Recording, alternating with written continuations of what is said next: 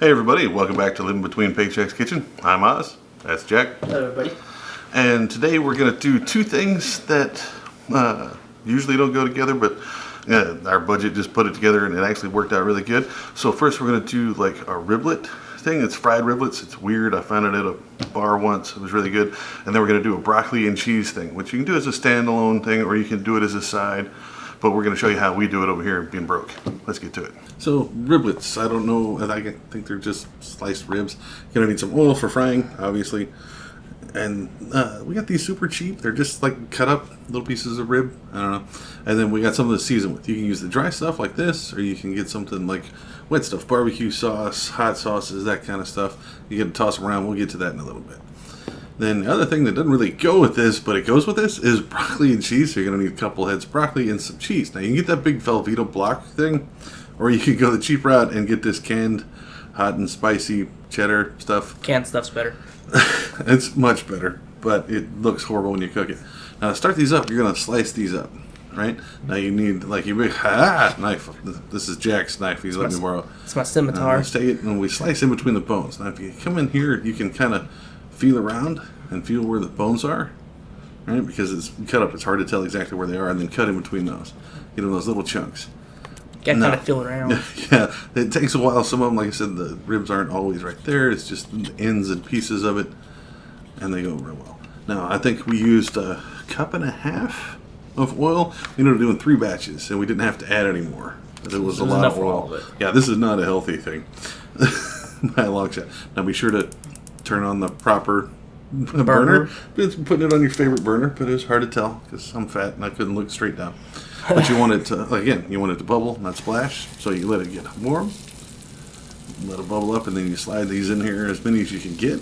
Don't want to stack them too high because the ones on top don't cook, the ones on the bottom will stick. You need everything in the oil. Oh yeah. Relatively speaking. Other than my foot, like in the funnel cake. So you get it down here, it's nice and bubbling, and you can let it cook. Now you'll see it, you're going to have to turn it over for a while. And it'll start to brown on one side, it'll gray first. Now remember, these got meat all the way around, even if it's really thin on some of those sides. So you have to make sure they all get cooked and it all gets that nice color to it. So it might look burnt later, but it's pork, so it'll turn like a deep brown. Here you go. This is that deep brown I was telling you about. It's going to get these, so go ahead and scoop these out. Now you're going to use your secret weapon there, the paper plate with a paper towel on it. And it'll get a lot of the grease off. You know, it doesn't make it healthy, but it's no George Foreman. It'll help.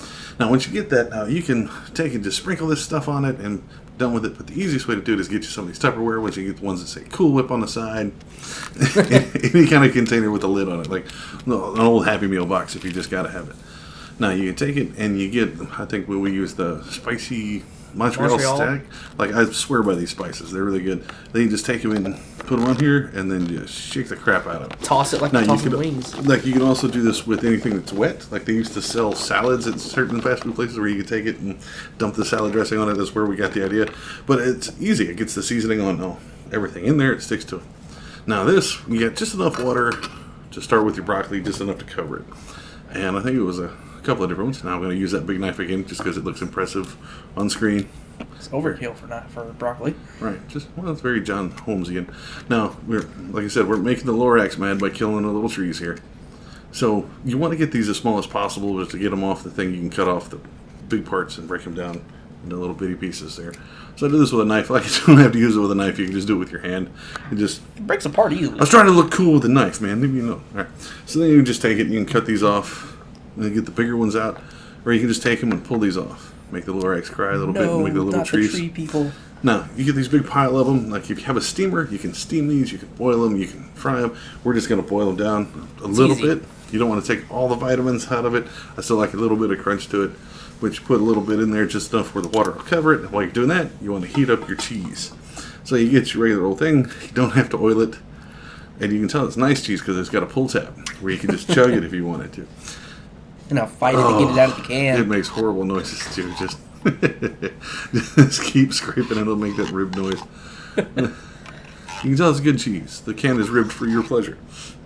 It makes that spoon noise. That's how it works. Yeah, right? It's a xylophone can.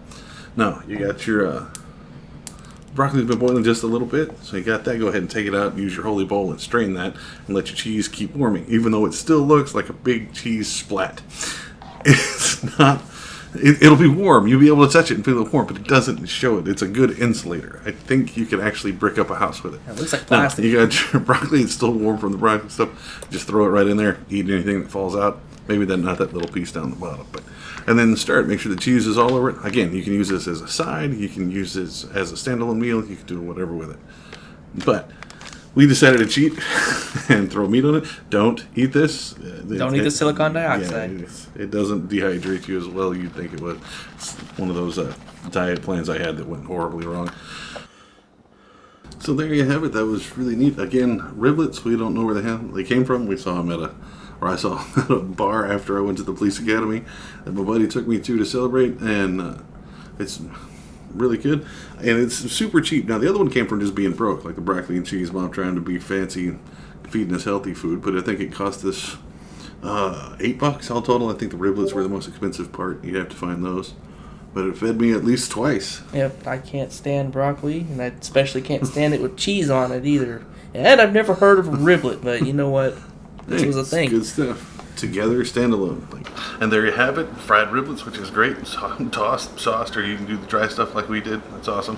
And the broccoli and cheese, which is a little different, but it tastes outstanding.